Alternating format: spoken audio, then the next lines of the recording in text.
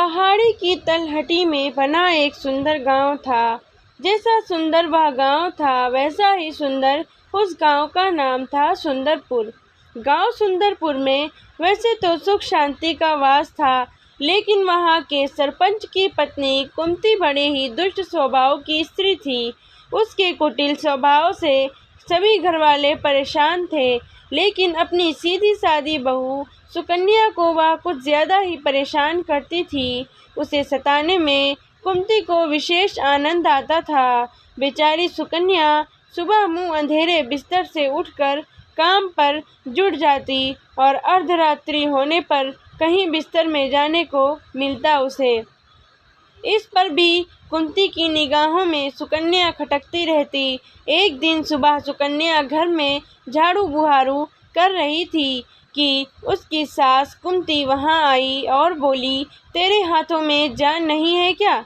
जरा जल्दी हाथ चला, मैं मंदिर जा रही हूँ। मेरे आने तक खाना तैयार रखना, आते ही खाऊंगी। और सुन, एक भी दाना अन्न का बर्बाद ना हो। सुकन्या क्या कहती, बेचारी चुपचाप स्वीकृति में गर्दन हिला दी।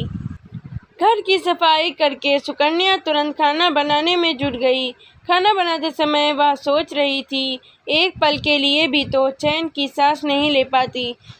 लेकिन सासू जी हैं कि हर काम में मेख निकालती हैं, उनके ताने देने की आदत न जाने कब जाएगी। तभी बाहर से दरवाज़ा खटखटाने की आवाज़ आई। सुकन्या ने सोचा, अभी भोजन तैयार ही हुआ है, लगता है सासू जी जल्दी लौट आई हैं। उसने उठकर दरवाज़ा खोला तो देखा एक सन्यासी खड़ा था। वह बोला, बेटी तेरा सुहाग अमर रहे, बाबा को कुछ भोजन करा दे। सुकन्या बहुत ही सुशील तथा संस्कारी स्त्री थी। उसने सोचा, साधु महाराज को भोजन करा तो दूं, पर कहीं उसकी सासू कुंती आ गई तो खैर नहीं।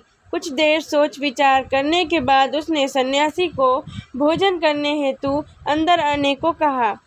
उसके मन में पुकार उठी, सास से डरना कैसा, मैं अपने हिस्से का भोजन दे रही हूँ। वह साधु को भीतर ले गई और आतिथ्य धर्म का पालन करते हुए उसे भोजन करने लगी। अभी साधु भोजन कर ही रहा था कि सुकन्या की सास आ गई। साधु को घर के भीतर बैठे भोजन करता देख उसका पारा 7वें आसमान पर जा चढ़ा। बोली, यहाँ कोई भंडारा या लंगर नहीं चल रहा, उठ भिखमंगे बाहर निकल। सुकन्या ने सास को रोकने की चेष्टा की, लेकिन उस दुष्ट स्त्री ने सन्यासी को धक्के मारकर घर से निकाल दिया। अब उसका क्रोध सुकन्या पर टूटा। तुझसे कहा था ना, अन्न का एक दाना भी बर्बाद न करना, और तू? सुकन्या डरते डरते बोली, मैंने तो उसे अपने हिस्से का भोजन दिया था, इसमें इतना भला बुरा कहने की क्या बात है। अतिथि तो भगवान स्वरूप होता है। आतिथ्य धर्म का पालन तो हर गृहस्थ को करना चाहिए। काफी देर तक सास बहू की तकरार चलती रही। अंत में उस कुटिल सास ने सुकन्या को धक्के मार के घर से निकाल दिया। वह बेचारी रोती कल्पती दरवाज़ा पीटती रह गई, लेकिन कुंती तो जैसे पत्थर बन गई थी। उसका दिल न पसीजा। अब सुकन्या के पास एक ही रास्ता शेष बचा था कि अपने घर लौट जाए। उसका मायका वहां से काफी दूर था और बीच में घना जंगल भी पड़ता था। सुकन्या भूख प्यास से निढाल हो चली थी। अचानक जोरों से बादल गरजे और मूसलाधार बारिश शुरू हो गई। वर्षा से बचने के लिए उसने एक पेड़ की शरण ली, लेकिन वर्षा का वेग इतना तीव्र था कि बचना मुश्किल हो गया। उसी पेड़ के एक कोटर बना था। सुकन्या यह सोचकर उसमें घुस गई कि वर्षा रुकने पर बाहर निकल आऊंगी। वास्तव में वह पेड़ 2 राक्षसियों का निवास था।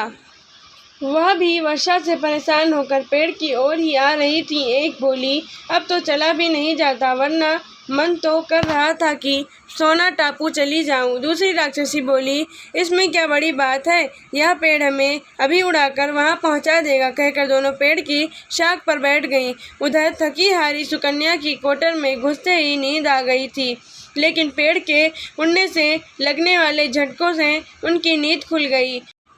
पेड़ को उड़ता देख वह घबरा गई थी। शेष कर बाहर झांक कर देखने से पूरी हो गई थी।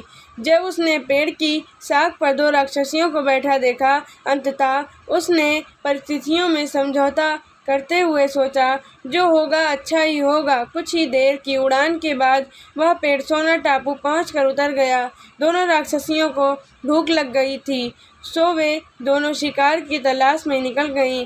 उनके जाने के बाद डरी सहमी सुकन्या कोटर से बाहर निकली और चैन की सांस भरते हुए हाथ पांव सीधे किए। जैसे ही उसने सोना टापू पर फैली रेत देखी तो चौंक कर बदबदा उठी। यह रेत तो चमचमा रही थी। फिर उसने रेत हाथ में उठाई तो जोर से चिल्लाई, अरे यह तो सोने की रेत है। अपनी धोती के आंचल में वह जितनी रेत बांध सकती बांध ली और पुनः कोटर में घुस गई। तभी दोनों राक्षसियाँ पेड़ की ओर वापस आई। एक बोली, भरपेट खाकर तृप्ति हो गई, अब वहीं लौट चलते हैं जहाँ से आए थे। थोड़ी ही देर में वह पेड़ फिर वहीं पहुँच गया। पहुंचने पर सुकन्या उन राक्षसियों की भय से कोटर में ही छिपी रही। जब किसी कार्यवश वे वहां से गई तो वह बाहर निकल आई और घर की ओर चल दी। वह सोच रही थी, इतना सोना देखकर सासू जी खुशी से पागल हो जाएंगी और यंग के सभी गिले शिकवे दूर हो जाएंगे।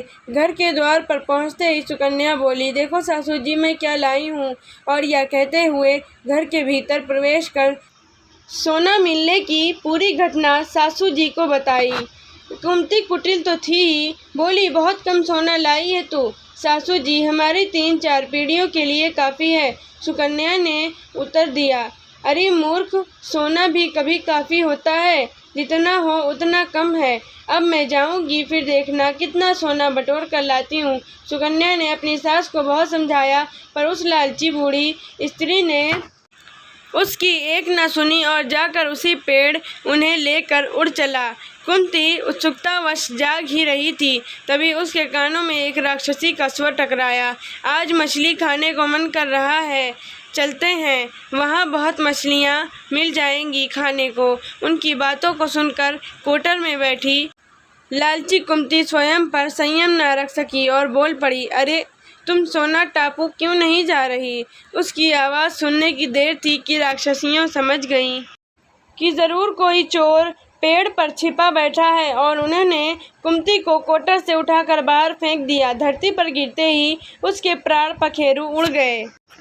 कथा सार, मनुष्य को लालच कभी नहीं करना चाहिए। जितना मिल जाए, जो भी मिल जाए उसी में संतोष कर लेना चाहिए। अधिक पाने की लालसा में हाथ आया भी जाता रहता है। यह भी ध्यान रहे कि लालची व्यक्ति का हश्र एक दिन कुंती जैसा ही होता है। तो दोस्तों, अगर आपको हमारी ये कहानी लालची सास पसंद आई हो तो हमारे चैनल को सब्सक्राइब करके बेल आइकन प्रेस कर लीजिए, ताकि हमारी हर कहानियाँ आप तक पहुँचती रहें। तब तक के लिए जय हिंद, जय भारत।